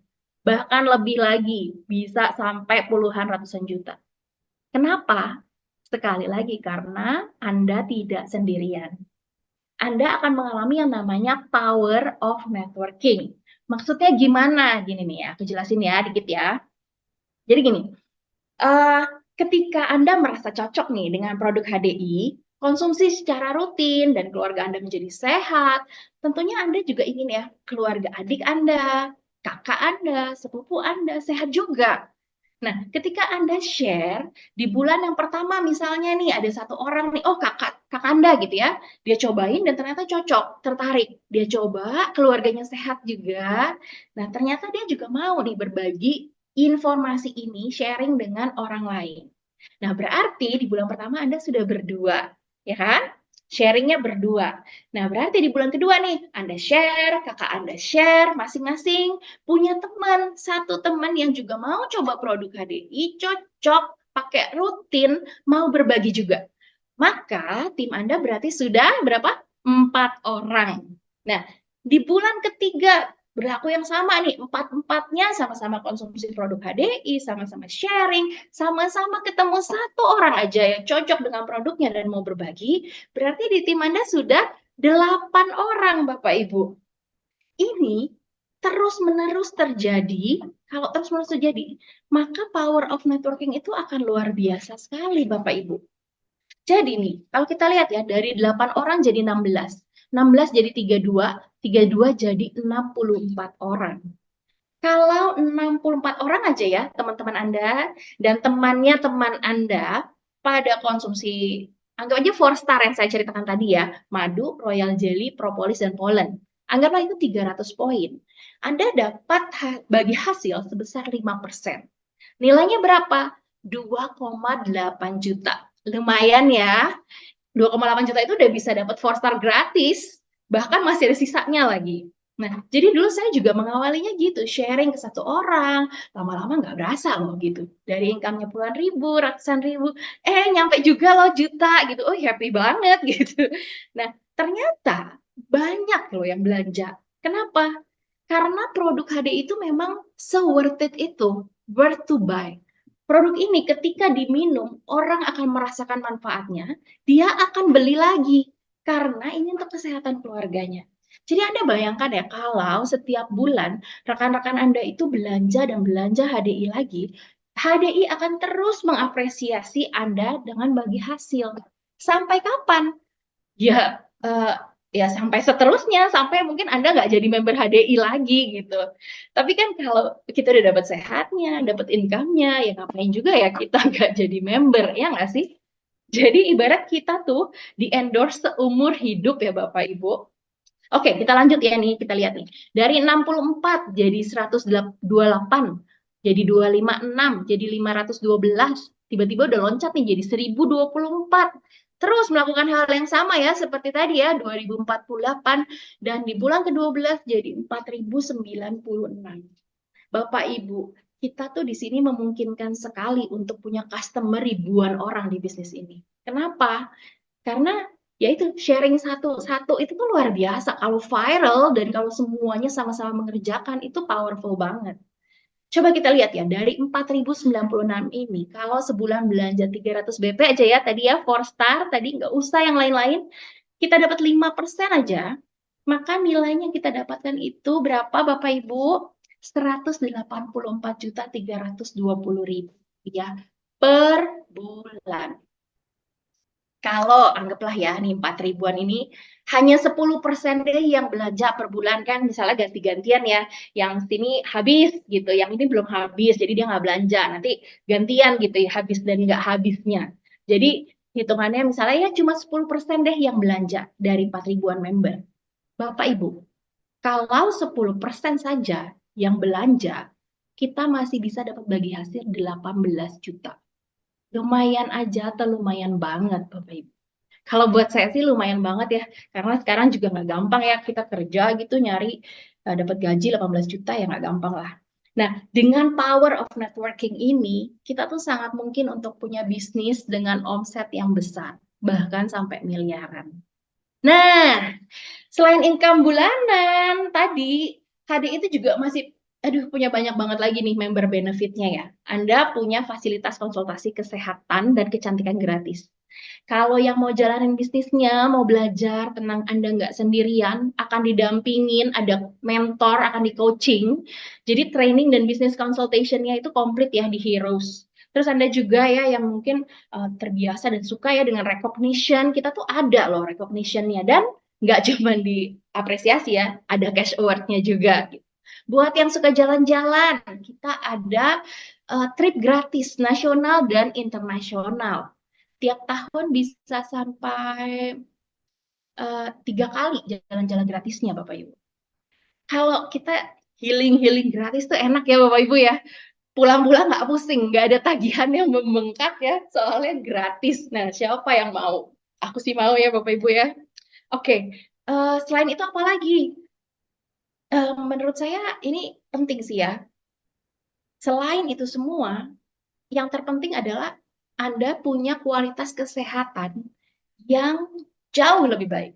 Karena Anda punya akses untuk konsumsi produk-produk yang berkualitas tinggi. Dan Anda juga bisa mensejahterakan keluarga Anda dan orang lain melalui bisnis ini. Nah, kalau Anda memang mau tahu lebih lanjut lagi, kita tuh ada kelas-kelas namanya Hero Startup. Itu untuk kita tahu ya caranya gimana sih dapetin ini semua, benefit-benefitnya gitu. Itu ada Hero Startup. Terus untuk tahu perhitungan bisnisnya ada Commission One Plan.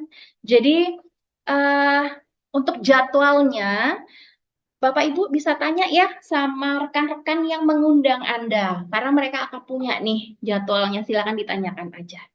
Oke, berarti bagaimana, sudah siap? Kita mau masuk sesi tanya Mari. jawab. Mari kita mulai. Oke, silakan Bu Rati. Oke, mulai dari yang ini ya bener ya. Dari yang mana ya? Tanyaannya dari paling bawah dulu aja ya. Ada yang panjang banget, bentar. Ya ini dulu deh, yang anakku umur 6 tahun, dia minta dibeliin HP sendiri, sukanya main game online, apa mending dibeliin atau pinjam HP ortunya? Gimana? Gimana teman-teman di sini? eh Kalau dari sudut pandang apa ya? Jadi gini kan kalau misalnya anak umur 6 tahun itu sebenarnya kebutuhan utamanya kan adalah bermain. Ya kan, bermain di luar, meningkatkan kemampuan sosialisasinya, meningkatkan kemampuan motoriknya gitu. Jadi balik lagi kita ke eh, fokusnya ke kebutuhan anaknya ini, kebutuhan yang paling mendasar untuk si anak ini gitu. Jangan sampai eh, apa ya, kayak fokusnya kita jadi aduh, HP nggak ya gitu. Takutnya kan itu ternyata nanti malah HP-nya justru jadi merugikan untuk kita dan anak, ya nggak? Kalau saran aku, kalau misalnya memang untuk umur 6 tahun, udah perlu HP sendiri atau belum? Menurut aku belum. Terus penggunaan HP-nya pun juga ada batasannya. Jadi kalau misalnya mindsetnya kita udah kita juga mesti benerin mindset juga dulu nih. Kalau misalnya mindsetnya kita udah kayak, aduh anak aku rungsing kalau nggak punya HP, itu pasti akan terjadinya ya begitu gitu. Tapi kalau, aduh aku mau mengusahakan anak aku bahagia meskipun tidak bermain HP dengan terus-menerus. Nah itu pun juga kita pasti akan ada jalannya gitu untuk mengusahakan itu gitu. Jadi kalau misalnya pun mau minjem mau HP ya udah mendingan kita pinjemin. Itu pun juga dengan kita dari awal kayak udah ada waktunya. Oke, kamu nggak ibu larang main HP, tapi kita ada waktunya ya, gitu. Karena semua itu ada waktunya masing-masing. Ada waktunya mandi, ada waktunya makan, ada waktunya tidur, ada waktunya main di luar, ada waktunya main HP, gitu. Jadi anak juga tahu time management, gitu. Mudah-mudahan terjawab. Ada yang mau tambahin nggak, Bu Laura? Cukup, cukup Bu Rati. Lanjut, masih banyak pertanyaannya Iya soalnya. nih, lanjut Dipilih ada sih, dipilih ya. panjang. Ada panjang sekali, Bu. Ini dari Mbak Natasha. Umur 6 tahun, jarang pakai gadget. Nah, ini tadi aku udah baca. Jadi, eh tantangannya adalah pada saat lagi kumpul ya sebenarnya ya. Kalau kumpul itu kan juga waktunya nggak setiap hari dia kumpul, terus dia jadi dikucilkan dan dia jadi kecewa sebenarnya kan. Nah, pada saat lagi mau kumpul ini, kalau menurut aku gitu dari awal kita kayak udah sounding gitu. Sayang nanti kalau misalnya ada saudara-saudara, biasanya kan pada main HP. Kamu mau main HP juga nggak? Gitu. Jadi kita juga ada diskusinya sama dia. Misalnya kayak apa ya? Aturan itu kalau anak umur 6 tahun tuh udah mulai bisa diajak ngomong kan. Misalnya dia bilang apa namanya? Iya aku mau main HP, aku mau main HP terus. Kalau misalnya main HP terus gitu ya, pokoknya kita ajak diskusi dan kasih pengertian gitu. Gimana kalau gitu. Jadi bahasa-bahasanya tuh kayak clue-cluenya tuh kayak ngajak dia untuk ikutan mikir juga gitu, ikutan terlibat dengan keputusannya. Gimana kalau misalnya pas lagi main HP, nanti kamu main HP-nya yang apa bukanya yang ini aja, nggak apa-apa nggak? Tuh. Ah nanti aku diledekin sama teman-teman. Ya kayak gitu-gitu kan biasanya kan. Nah ini tuh berarti selain, jadi gini dari awal mungkin kayak harus sounding dulu. Sounding dulu eh, akan apa yang terjadi nanti ketika berkumpul gitu. Dan besarkan hatinya karena dia sudah punya kebiasaan yang bagus gitu ya. Terus habis itu setelah misalnya setelah itu sebenarnya kan tugasnya kita itu adalah apa ya mempertahankan peraturan yang udah kita bikin gitu kan. Nah, tapi anak juga kan ada keinginannya ya itu tadi. Jadi kita saling dengerin, saling diskusi, bikin aturannya secara bersama. Kalau misalnya ternyata nih nanti kamu ternyata masih pengen banget main HP, apa yang harus kita lakukan ya gitu. Mau nggak mama temenin misalnya ternyata waktunya udah habis, tapi kamu masih pengen banget main, mau nggak misalnya mama temenin kita eh, ke mana dulu yuk kita keluar dulu ke warung dulu atau apa gitu. Jadi mama pengennya kamu tetap bisa happy di sana gitu. Jadi ada diskusi di situ, anak juga tahu bahwa orang tuanya ini mempertahan apa ya punya aturan, tapi juga berusaha untuk kena ke hatinya dan gak membiarkan dia sedih sendiri atau kesulitan sendiri gitu. Itu yang dibutuhin banget sama anak-anak umur 6 tahun, support dari orang tuanya ini. Karena support kita itu kan bukan cuma sekedar, oh aku mau ini, aku kasih, itu kan nggak bukan bentuk support yang positif ya. Tapi support itu bisa segala macam kayak gitu. Terus kalau misalnya ternyata dia dijauhin atau dia jadi diledekin sama teman-teman, itu sama saudara-saudara, nanti pulang tuh bisa kita kayak evaluasi tadi gimana perasaannya. Jadi kita validasi lagi perasaannya dia. Gimana perasaannya? Kamu sedih ya gitu. Terus apa yang kamu lakuin gitu. Terus sekarang gimana perasaannya kayak gitu. Terus setelah itu bisa juga kita perkenalkan, eh kalau tapi ada nggak dari 5 orang saudara tadi, ada nggak satu yang baik sama kamu gitu. Terus ya apa ya, pokoknya kita cari sesuatu yang kita ajak tuh dia mikir. Jadi gini, kalau yang dari yang aku tahu ya, dari yang aku baca, kalau kita lagi sedih itu kan otak kiri yang bekerja gitu ya. Otak kiri ya, iya. Terus, nah itu tuh jadi semua perasaan emosi pengennya nangis. Nah yang bisa membuat dia bisa menenangkan diri lagi itu adalah kita ajak berpikir gitu supaya tekanannya juga aktif gitu. Jadi kita tanya-tanya yang bikin dia juga jadi mikir, yang bikin dia juga jadi ngerasa berharga, yang bikin dia juga jadi ngerasa ada solusinya gitu. Kayak ada nggak satu misalnya yang belain kamu gitu. Gak ada, semuanya pada ngeledekin misalnya gitu. Oh tapi mama tetap sayang, mau nggak kamu misalnya lagi kecewa kayak gitu nanti samperin mama aja kita main bareng kayak gitu ya. Jadi apa sih kalau menurut aku lebih ke kita sentuh perasaannya dan kebanggaannya dia karena sudah berusaha untuk melakukan hal yang benar gitu. Terus nanti juga kasih tahu juga bahwa temen itu atau saudara itu kan ada banyak gitu. Jadi kalau misalnya ada yang mungkin bikin kamu sedih, kita masih bisa punya teman-teman yang lain juga gitu.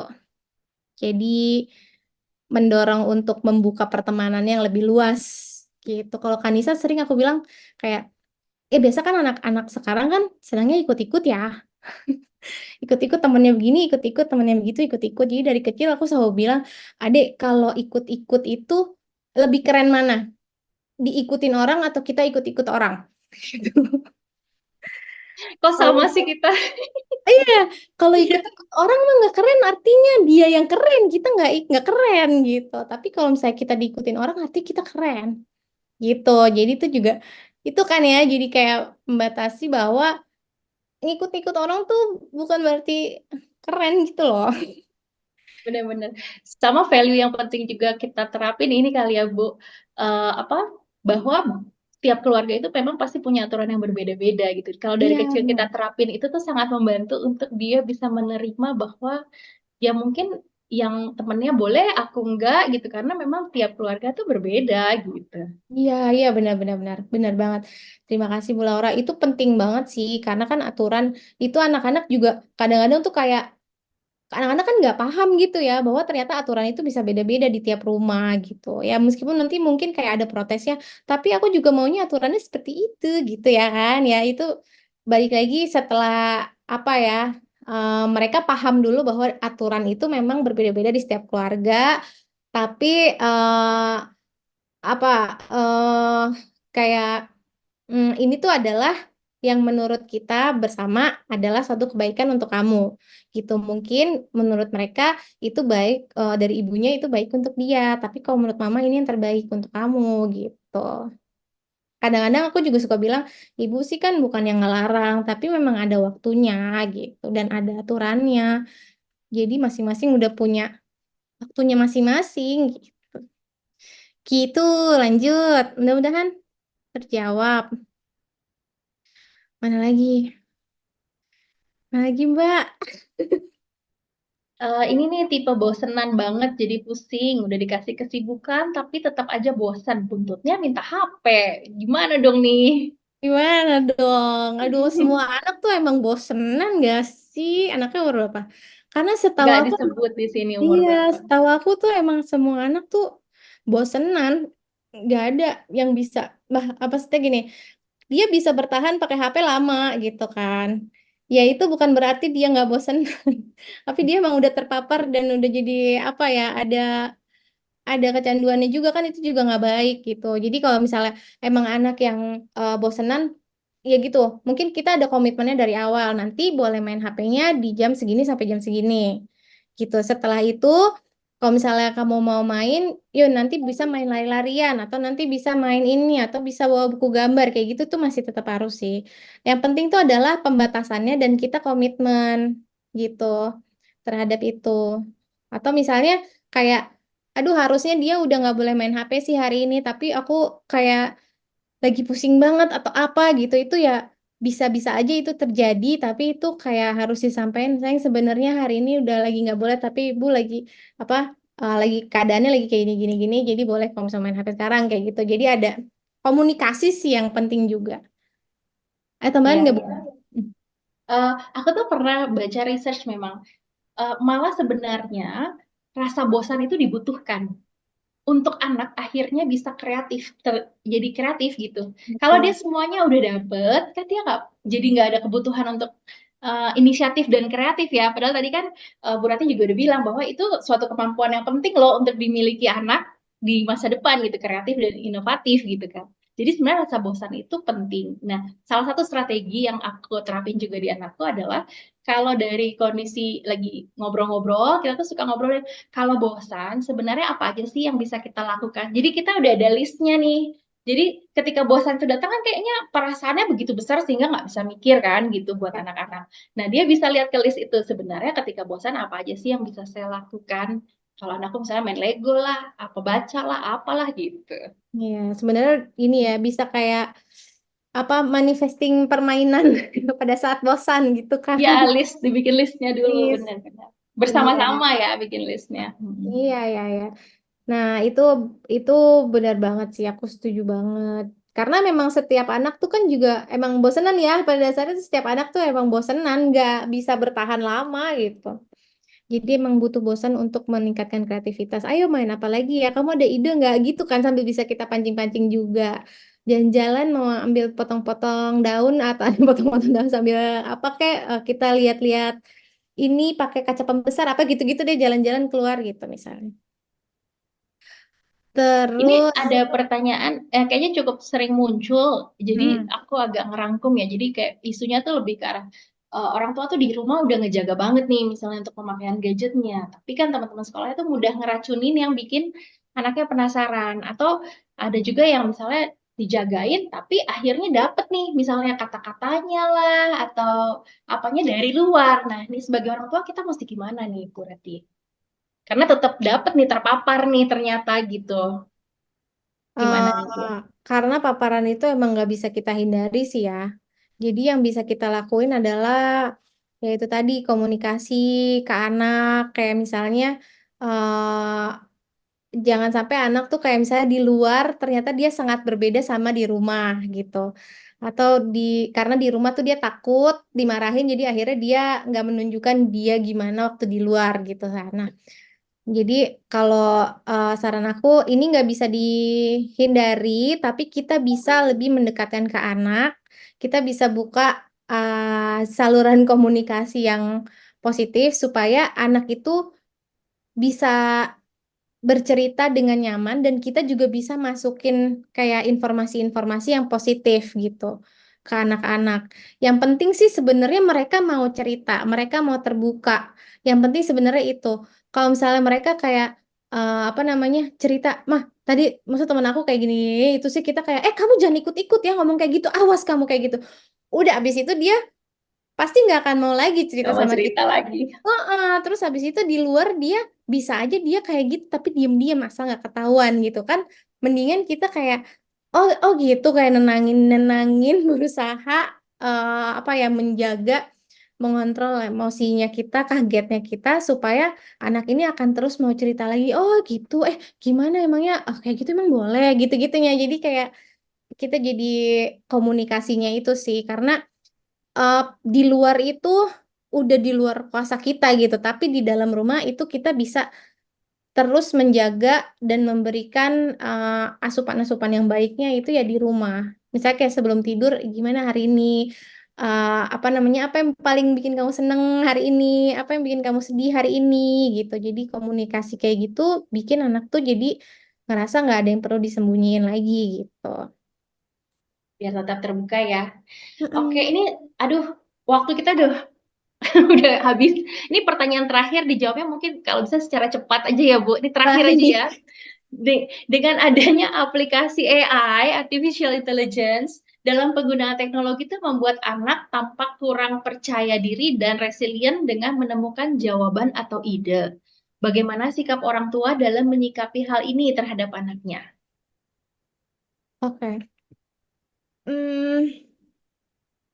Anaknya umur berapa ya? Kayaknya ini pasti anak Ya, sekolah ya. iya, kayaknya pasti udah SD-SD agak inilah ya, agak Heeh. tinggi ya, kalau SD-SD akhir kayaknya. Mm. eh nah ini tadi ya kayak menurut aku sih ini hal yang em, hal yang bukan kita biasanya pahami gitu ya. Maksudnya ini benar-benar problemnya anak Gen A banget. Buat kita problem, buat mereka itu mungkin adalah salah satu pelarian untuk menemukan jawaban gitu. Tapi buat kita ngelihatnya bikin dia jadi kayak ngerasa nggak percaya diri ketika dengan jawabannya sendiri gitu. Nah, ini dia nggak percaya dirinya ini kan bisa jadi karena macam-macam juga apa namanya eh, alasannya dia nggak percaya diri. Jadi mungkin yang perlu dikuatin itu adalah ininya ya. Sebenarnya kan gini ya. Sebenarnya teknologi itu pastinya akan dia pakai gitu. Pada akhirnya itu akan dipakai AI itu di sekarang ini masih ada muncul dikit-dikit dikit gitu ya. Tapi nantinya tuh kayak di dunia kerja atau apa itu semuanya akan menggunakan itu gitu. Sebenarnya ya nggak apa-apa gitu. Tapi kita kan pengennya dia berusaha dulu dengan pemikirannya dia sendiri. Ya kan, kita pengennya tuh dia memakai otaknya untuk berpikir. Nah, mungkin kalau misalnya pada saat konteksnya itu suatu tugas yang dia pengen, aku tuh pengennya memberikan yang terbaik sampai akhirnya pakai AI, itu boleh dikombinasikan juga dengan apakah ini jawaban, maksudnya gini, dikombinasikan dengan pemikirannya dia juga. Jadi kita bisa kasih masukan, oh jawabannya AI itu mungkin lebih baik, tapi kalau menurut kamu gimana? Boleh digabungin gitu. Karena kalau menurut aku ya kita emang kalau misalnya di sekolah kadang tuh di sekolah juga nggak kenapa-napa gitu soalnya pakai teknologi itu jawaban itu gitu karena emang udah beda juga sama dunianya kita gitu. Tapi kan kita pengennya anak ini percaya diri, anak ini juga apa namanya punya pemikirannya sendiri, anak ini juga berpikir dengan otaknya dia juga gitu. Jadi kita kombinasikan gitu. Nggak bisa kita pisahin sih, tapi kayak kita kombinasikan aja kayak kalau yang udah dari kamu baca apa gitu. Kalau misalnya ini ada nggak yang bisa tambahin lagi gitu. Apakah ini udah lengkap? Apakah ini ada yang kurang? Kamu tetap harus tahu juga Jadi at least kamu juga baca, tapi kamu juga nanya di AI itu nggak apa-apa gitu. Jangan sampai Diajak untuk berpikir kritis ya, berarti ya. mm-mm. Jangan telan mentah-mentah apa iya bener kayak gini gitu. Source-nya ada nggak gitu-gitunya kan sekarang emang itu penting banget juga. Oke, aduh terima kasih banyak ya berarti. Ini luar biasa spesial banget loh sesi kita nih ya. Sampai malam masih di atas 100 orang bertahan terus Alhamdulillah. ikut. Rame. Luar biasa. Terima kasih banyak Bu Rati udah Sama-sama, menjawab, Mira. menjelaskan. Kita semua saya yakin dapat pencerahan ya gimana supaya teknologi itu tidak berdampak negatif, tapi malah bisa kita dapetin banyak positifnya dari teknologi di zaman sekarang gitu ya Bu Rati ya. Oke, untuk mengakhiri, terima kasih untuk kehadiran rekan-rekan semua dan kami bertiga tadi ya sama Kanisha juga mohon maaf jika ada hal-hal yang kurang berkenan mungkin pada saat kami sharing. Semoga apa yang kami bagikan ini bermanfaat untuk kita semua. Saya mau mengingatkan rekan-rekan HEG Heroes Enterprise Group minggu depan, grup lagi, gathering minggu depan, hari Rabu ya, jam 7:30 malam WIB bersama dengan Dr. Monik Novita. Ini juga topiknya happening banget ya tentang glucose revolution. Itu tuh lagi sering banget berseliweran ya, FYP banget nih soal kesehatan. Jadi dia tuh ngomongin soal the life changing power of balancing your blood sugar. Gimana kita tetap bisa makan nih yang craving yang enak-enak tapi ada hacksnya lah gitu. Menarik, menarik, menarik. Jadi jangan sampai kelewatan hari Rabu depan. Oke, terima kasih. Selamat pagi. Pagi, terima kasih. Bye bye. Thank you Kanisha. Terima kasih, Laura.